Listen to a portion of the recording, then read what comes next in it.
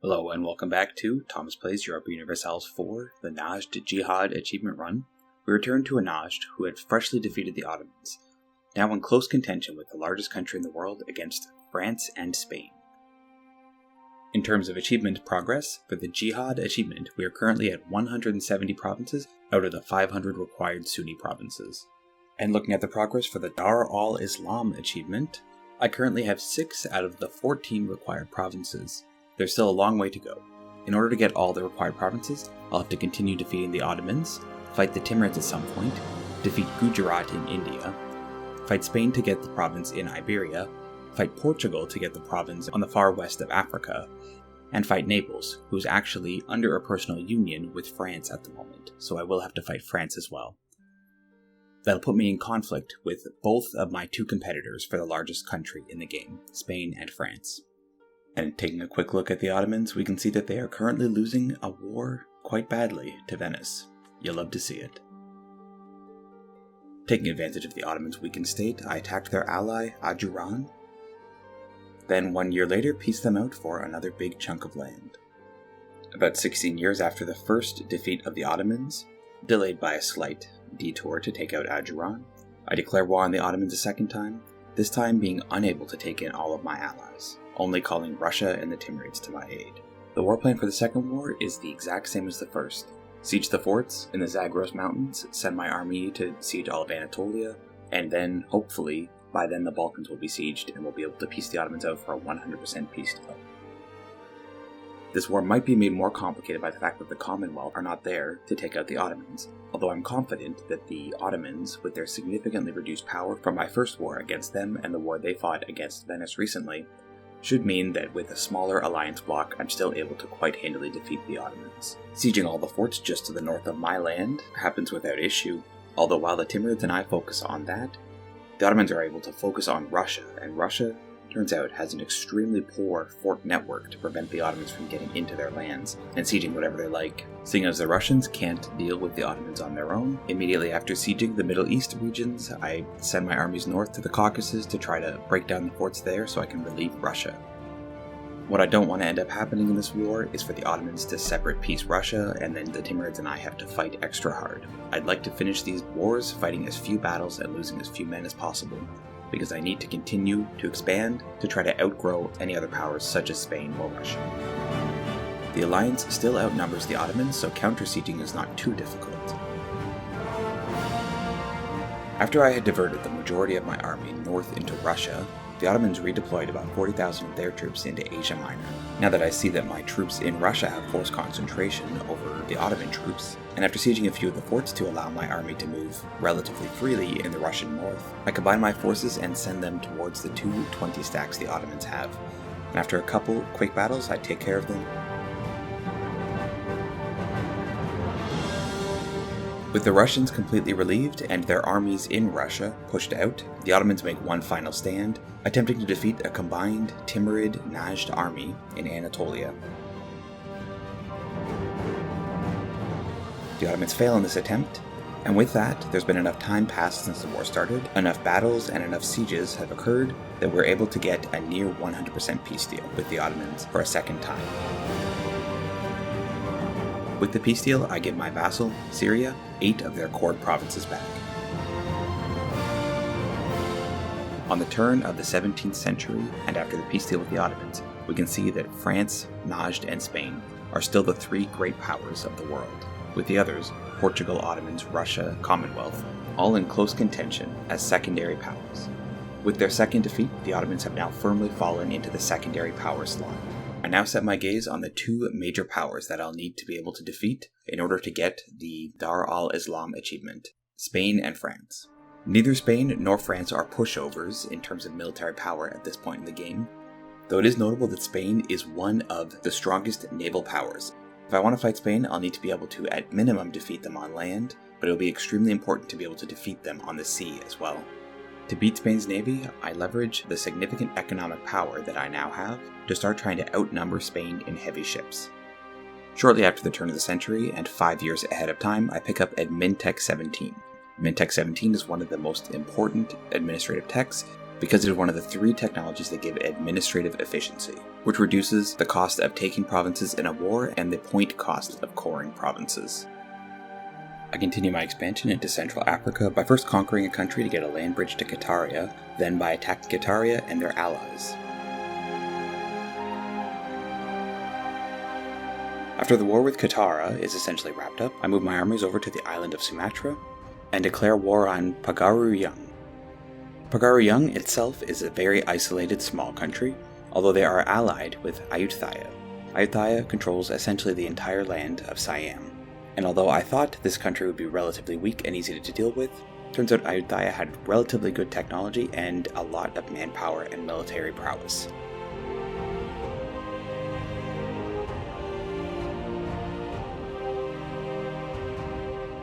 After piecing out Katara for nearly their entire country, and while still thinking that the war with Pagaruyung and Ayutthaya would be relatively easy, I take the forces that I have in Africa and declare war on the entire fetishist bloc in the Congo region of Central Africa. Pagaruyung, being on the other side of an impassable mountain range, and with me having naval superiority around Sumatra, falls relatively easily. Now all I have to do is convince Ayutthaya to give up and peace out Pagaruyung for whatever I want. After stack wiping nearly a 30 stack on Sumatra, I take control of the entire island without much issue.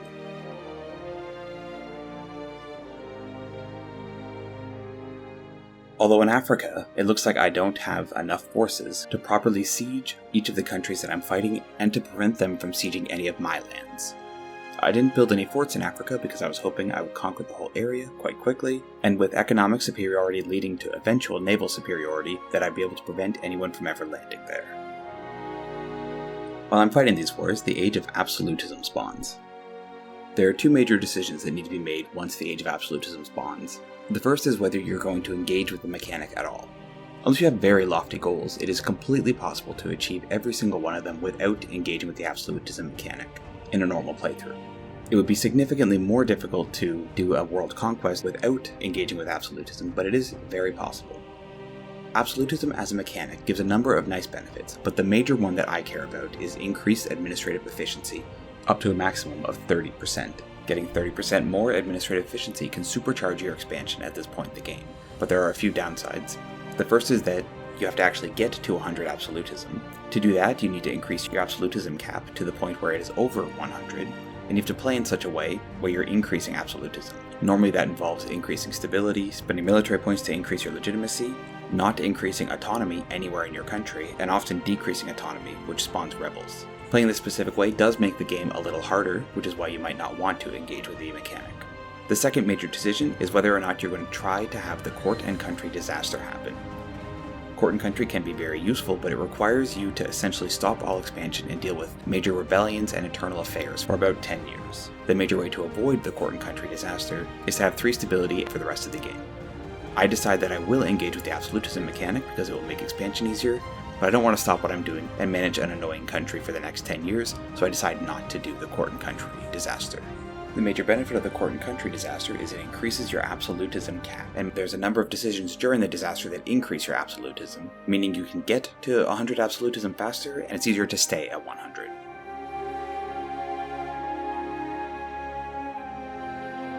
With all the context around Absolutism now explained, we can return to the wars against Ayutthaya and Africa. In neither of these wars am I concerned at whether or not I'll be able to actually win the wars. The concern is how much manpower cost victory will take. There are many more battles to fight in each of them, especially against Ayutthaya, and in both wars, I need to siege a large number of provinces and forts, mostly in tropical terrain, which has a high attrition modifier. All these factors will combine to drain my manpower very quickly. And if I have no manpower left after these wars, then I'll have to wait quite a while to fight any more wars afterwards.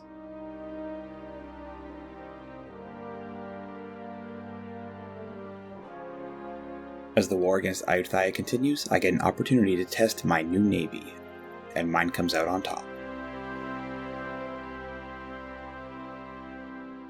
Eventually, my manpower does get worn down, and I have to slacken recruitment standards, reducing the combat effectiveness of my military in order to get about 15,000 more men in my manpower pool. I vassalized one of the small African countries and continued the war against Ayutthaya. Ayutthaya has a large number of forts on peninsular Malaysia that I'm slowly grinding through. Although after winning a number of naval battles, blockading the entire country, and pressing through these forts at a steady pace, Ayutthaya is finally willing to capitulate. I take a single province and about 800 ducats, and for my efforts I lose 90,000 men. I thought this war would be significantly easier than it turned out to be, and if I had known it was going to be so costly, I probably would not have even attacked Parangnyung and just focused on Africa, as it's much easier to expand there. Once Ayutthaya is out of the war though, I do take the entirety of Parangnyung. I end the African War by a series of separate peace deals. First, I peace out Congo, making sure to take the coast and a contiguous section of land leading to my vassal Lunda and to Yaka. Next, I separate peace and full annex Yaka. Then a short while after, I take all of Chokwe and Kazembe. All this land, plus the land I took from Parangnyung, ends up with me at about 160% overextension, but that should only result in a few rebellions, and I'll need to sit around for a little bit anyway while I recover manpower, and at this point I might have a regency, so I might have to wait for my heir to grow up to 15 before I can declare wars again. So I feel like I have a little bit of time to deal with a couple rebellions. And there's Rebellion 1, 2 and 3, 4, 5, 6, 7th, 8th, 9, 10. Those are just a couple rebellions in Africa. 11, 12, 13.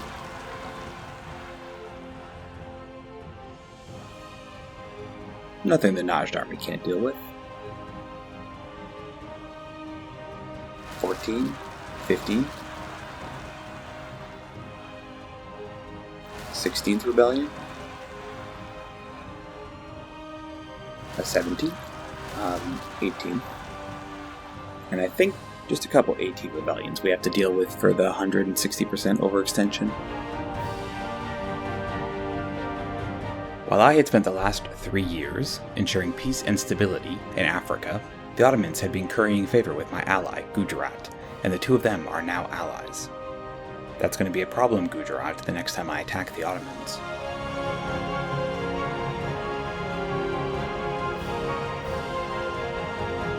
To pull myself out of the revolting blues, I take a nibble of my comfort food and finish off Ajuran.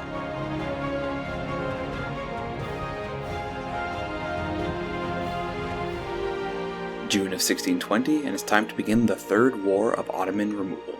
On my side, Commonwealth, Timurids, and Delhi. Delhi is formerly Jaunpur. And on the enemy's side, the Ottomans and my former ally, Gujarat. Gujarat's about to get the Hormuz treatment.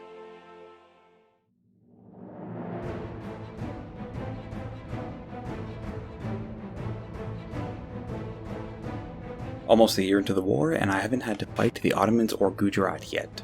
Most of the battles have been fought by the Commonwealth against the Ottomans, or the Timurids in Delhi teaming up against Gujarat. I'm making good progress on sieging the Ottoman forts, taking some in Anatolia and all of the ones by the Zagros Mountains. Although as we approach the end of the year, 1622, the Ottomans have concentrated all their forces into the Balkans and pushed into the Commonwealth. After sieging all of Anatolia, I send my armies up to assist the Commonwealth.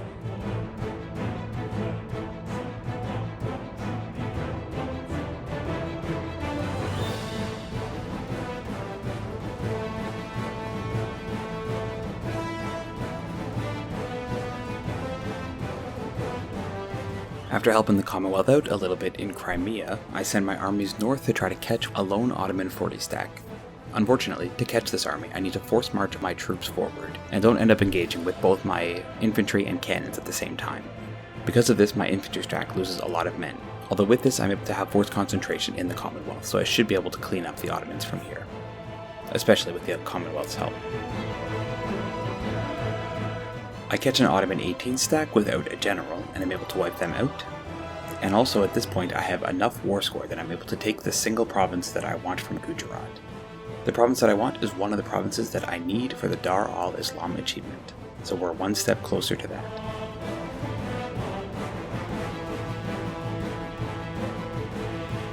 After I piece Gujarat out, I take stock of the situation between the Ottomans and the Commonwealth. It would take quite a while to siege back all of the forts from the Commonwealth, and at this point I have 70-something war score, so I'll be able to take the majority of what I want from the Ottomans. Because I can already get most of everything that I want from the Ottomans, and I'll be able to fight another war slightly sooner if I piece out sooner, I decide to take as much as I can with the current war score to avoid having to siege back the entire Commonwealth. With this war against the Ottomans, I take the entirety of Egypt and some of the land around Syria. 4 years after the Ottoman War is finished, I declare war on Air and Yao in West Africa. After winning this war relatively easily, I take from Air the Benin coast. What I take is a relatively decent trade region in the Ivory Coast. My hope with this is to starve some of the income that Spain and Portugal are able to get in the Sevilla trade node coming from the Ivory Coast.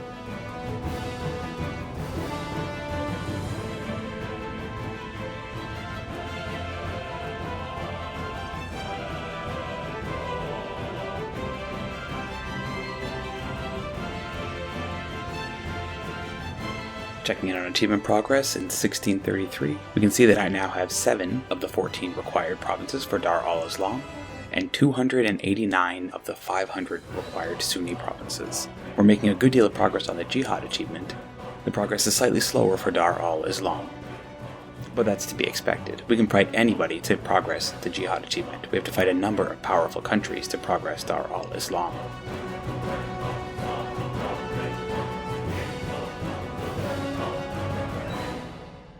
Considering how easy it was to defeat the Ottomans, I'm feeling pretty good with my position and power, riding this high all the way to starting a war with Tunis. Tunis is guaranteed by Spain at the moment, so I set about 90,000 troops to try to siege Tunis quickly, maybe push off the Spanish if they come into North Africa. I'll hopefully have another quick, easy war in between my conquests of the Ottomans. Unfortunately for me, I dramatically underestimate Spain. I end up fighting an alliance bloc that has about twice the forces of my own country. I send the 90,000 troops that I have in North Africa forward to try to siege Tunis as quick as possible to hopefully peace out of this war before Spain is able to muster their forces against me.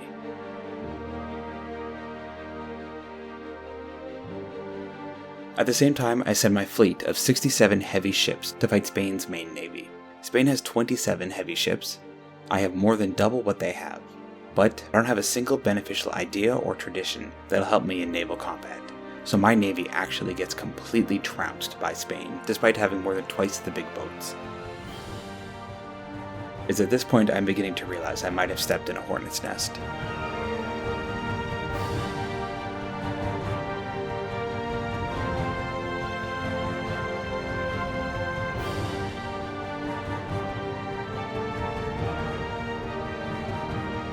Unfortunately for me, before I'm able to siege all of Tunis, Spain brings their forces to bear, sending armies to the north of the impassable mountain range and to the south, trying to pincer my forces.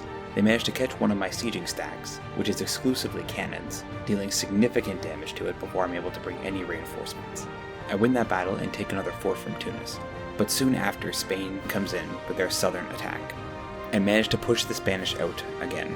I then scramble my armies north to try to siege Tunis.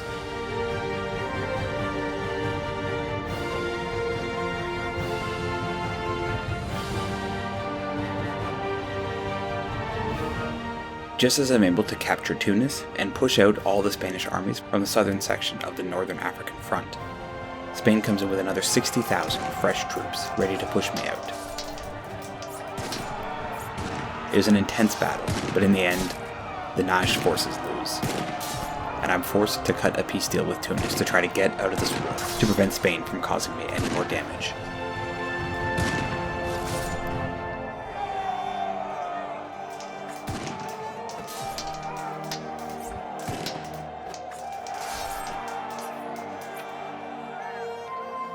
I returned to Tunis all but one of the provinces that I took from them in the previous war.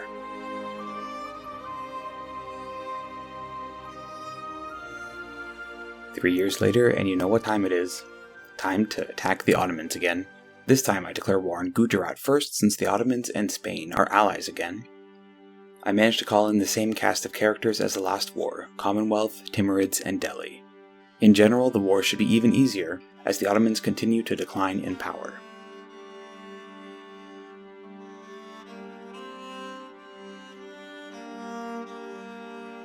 Currently our forces double those of the enemy forces, so I don't expect many issues in this war.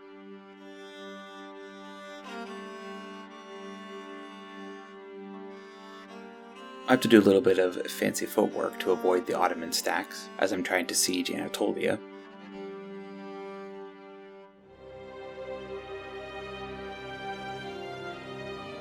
Eventually, after sieging a number of forts in Anatolia and avoiding the Ottoman stacks for long enough, I managed to catch an Ottoman 67 stack with my 90,000 troops. I handily defeat that army, and then move my forces up and defeat the Ottomans in another large battle against some 50,000 troops.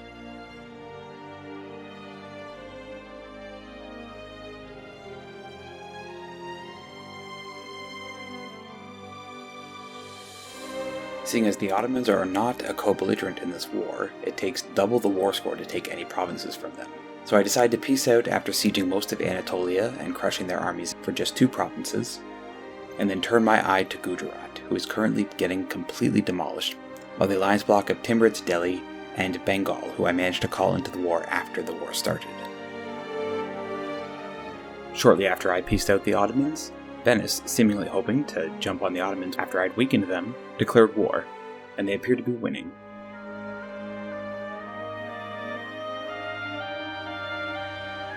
Without my Indian allies, Gujarat falls quite easily, and I piece them out for a huge section of their coast. Unfortunately, I'm not able to connect the land that I take to the single province that I'd taken from Gujarat in the previous war against the Ottomans, as the Timurids was holding on to the occupations of those provinces, since they consider that land of vital interest to them.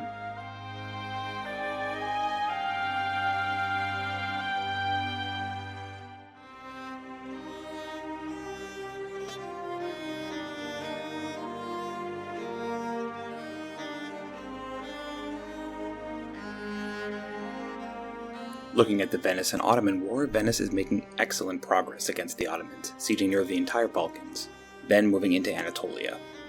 Eventually, Venice pieces the Ottomans out for a lot of the coast on the Aegean Sea. Using the sea tile connection between North Africa and the island of Crete, I make a claim on Crete, which Venice owns, and use that to declare war on Venice. My goal is to take all of the land that Venice just took from the Ottomans, as well as any other islands that Venice controls near the Aegean. Because of the proximity of Venice and all of the other major Catholic European powers, anything extra would give me a lot of aggressive expansion and potentially cause the European countries to form a coalition against me. As I learned from my Spanish War, I cannot take on the Europeans as well as I thought I could.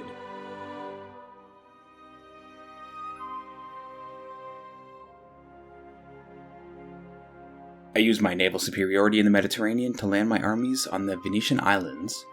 It feels good to finally win a naval battle against a European.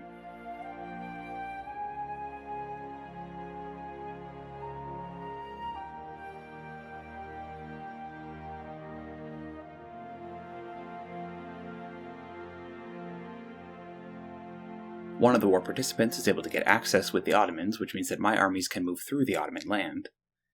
Because of this, I'm able to easily siege the former Ottoman territory on the Aegean, that's now Venice, and send my armies up towards the Balkans. Venice attempts to stop my armies by attacking me in Ragusa as I'm sieging. My land army is able to defeat them. Soon afterwards, Venice's proper navy comes into play, and my navy yet again gets trounced by a European power. I was celebrating too soon.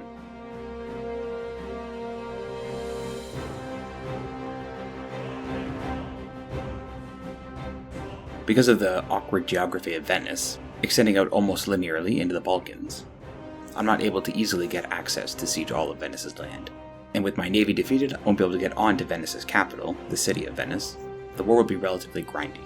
Venice attacks again as I'm pushing forward into the Italian or Austrian areas, but my army is able to defeat them again.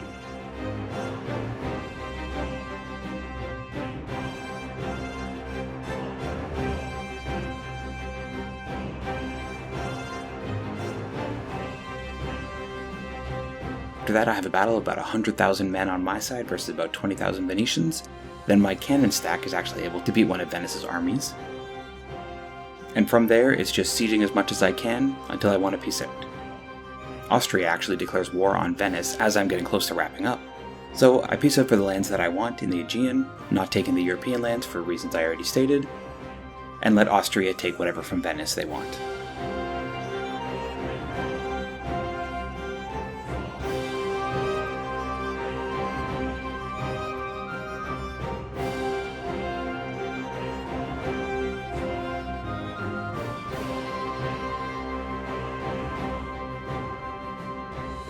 The Ottomans have cores on the lands that I took from Venice, so I wait until those are finished before I attack the Ottomans again, or else I'd end up having a whole bunch of provinces stalled on their coring progress. While I'm doing that, I rebuild my navy in the Mediterranean, and then I attack the Ottomans for a 5th time. Because I have lands on the far side of the Aegean Sea, in Greek territories, I'm able to place my armies on that far side, making sieging the Ottomans significantly easier now. This should be the war that truly breaks the Ottomans.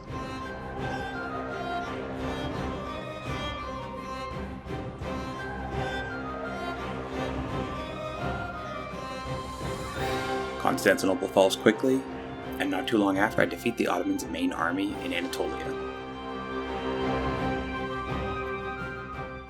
With this, the Ottomans are finally decapitated. I take nearly their entire coast and Constantinople.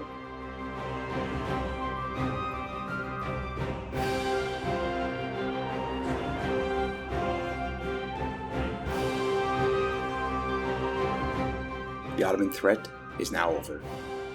But there is a greater threat out in the world, a greater obstacle than the Ottomans. France.